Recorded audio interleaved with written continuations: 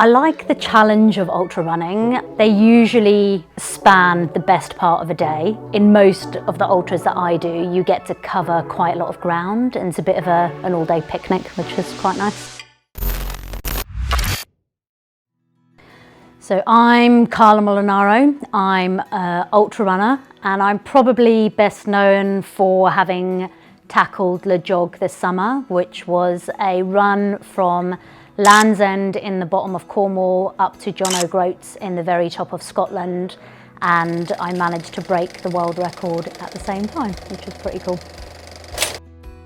So a week in regards to training, on a Monday and a Wednesday I do an interval session, so that could be short speed stuff like 20-200s or 10-400s, or a hill session like I did today, where I went and did 6 long hill reps and 10 short hill reps.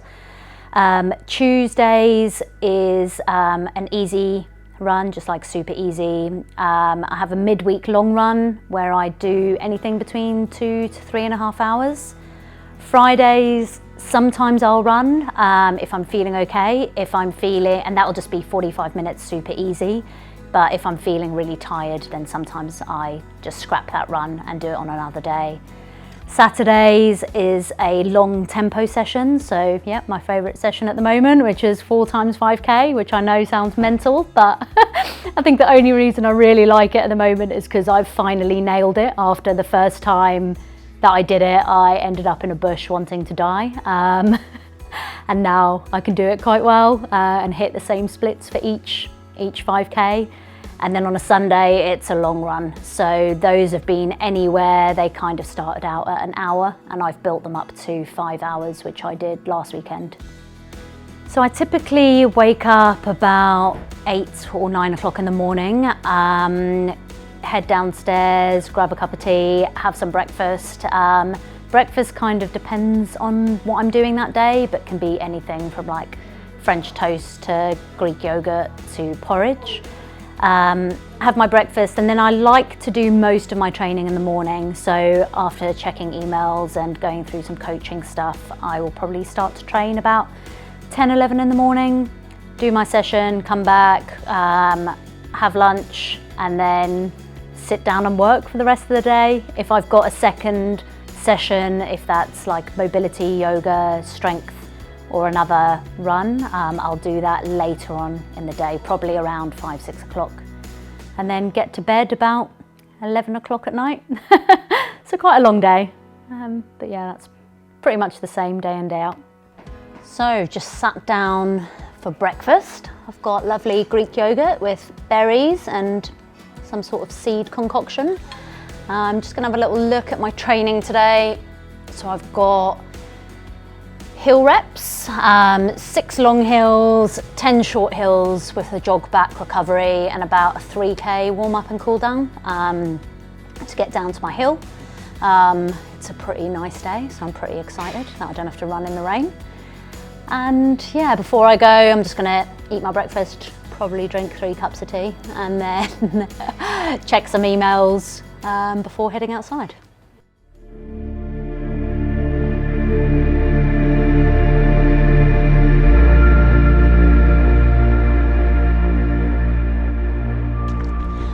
So it's Thursday in the week and I am on my hill session. It's the last hard session before I get a rest day tomorrow.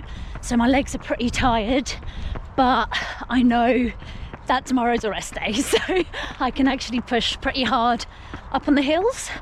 Yeah, and I really enjoy doing this session, especially on a day like today where it is absolutely beautiful out here. And yeah, thinking about hills, do they ever get easier? The answer's no, because I think the more you do them, you add a little bit of time onto them, you vary them up.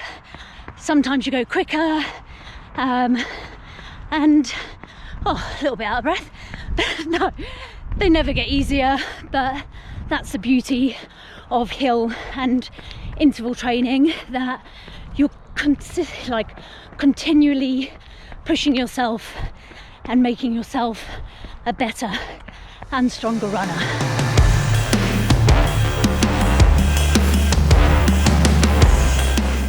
So at the end of January, I am doing a race called Project Carbon X2. HOKA ONE ONE are releasing their new shoe in January, and there's a whole bunch of us from around the world that are setting out to break various different records, and we're going to be racing over 100 kilometers around a car racing track in Phoenix, Arizona.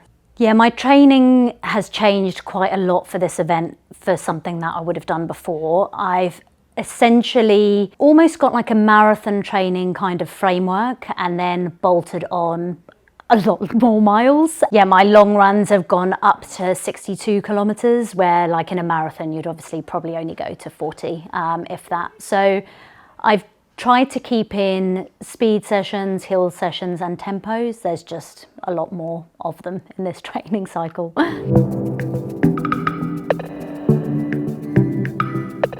So we're at the Rickmansworth Aquadrome, where I like to come and do my interval sessions.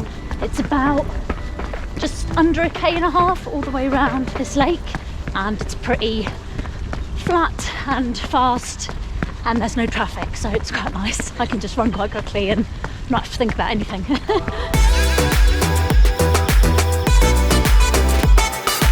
So I do 2 fast interval sessions in the week at the moment. One is a shorter speed session here, which is in between 200 to K reps.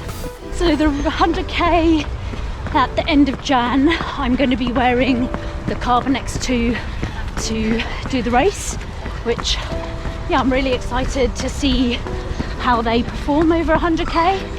I'm pretty confident in them at the moment because I've had absolutely no issues and I don't get any blisters, which is amazing.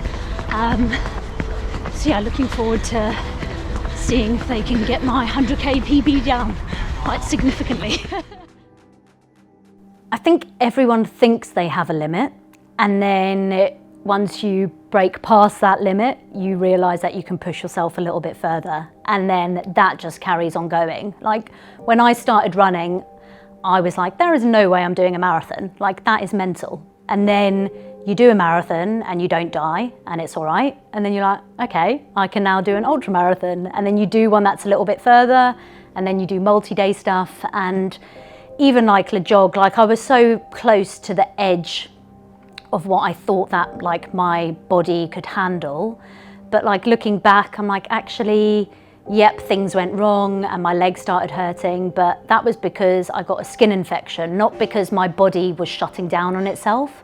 So yeah, I don't think we have a limit. Well, I don't think anyone's got quite close to what that limit is, because every time you get to that boundary and you reflect on what you've done, you realise you can go a little bit further. And that's what I think is really cool about endurance sports, is that there's always something more ridiculous and further that we can push our bodies. I don't really see it as I'm having to make a sacrifice because this is what I like to do. Like some people like to go to the pub and get drunk and go dancing all night. I like to go and run on the trails and drink tea and eat cake. Like, so for me, it's not, I don't see it as a sacrifice because that's what I find fun.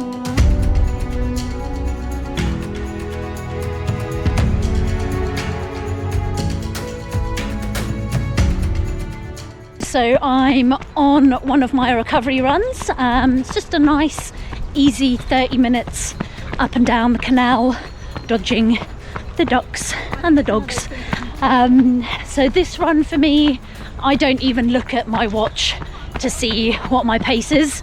I pretty much just ignore it and I just go out for 30 minutes. Sometimes it's fast, sometimes it's slow. And yeah, it's just quite nice to listen to everything around me, the birds, get a little bit of headspace where on the intervals and faster runs, sometimes it's a little bit harder to take in the surroundings. So yeah, just nice and chilled. And then looking forward to going home, chilling out, doing a bit of yoga, getting a bit of a stretch on and reading a book, probably. So nutrition for me does play a huge part because like food is super key in terms of giving you energy to train and to recover. I'm probably a bit of a foodie. I've grown up, like I'm in now, in a pub, surrounded by food, and I couldn't live like a really simple diet of eating the same things every day. And I quite like that because especially if I go away to race, my body's so used to eating different things all the time that I'm not like put off if I have to eat something a little bit different. I've definitely, like probably in the last year, started to eat way more carbs the day before a long run. I did a little bit of work with a nutritionist, and that was something that I was eating carbs, but not the level that you needed to fuel yourself for the next day's training. So yeah, easy ways to get that in for me are like drinking a can of Coke and eating more cake, which I'm all for. I think to be an athlete at this level, you've got to want to do it. If you know, a lot of the sessions that I do are quite hard, they hurt quite a bit. You finish them and you need to sleep for 5 hours to like recover after doing it, and it's not that pleasant. But when you get to a race and you do really well in a race, like all those sessions are worth it.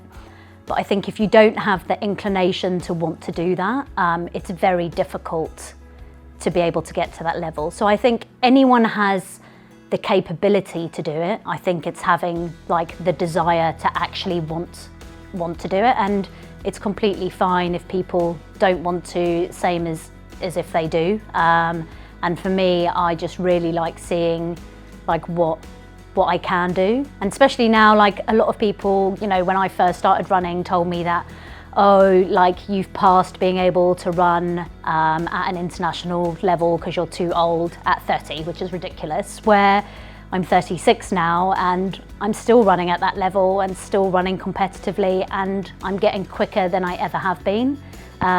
So definitely in ultra running, you know, there's a big span of what you can do.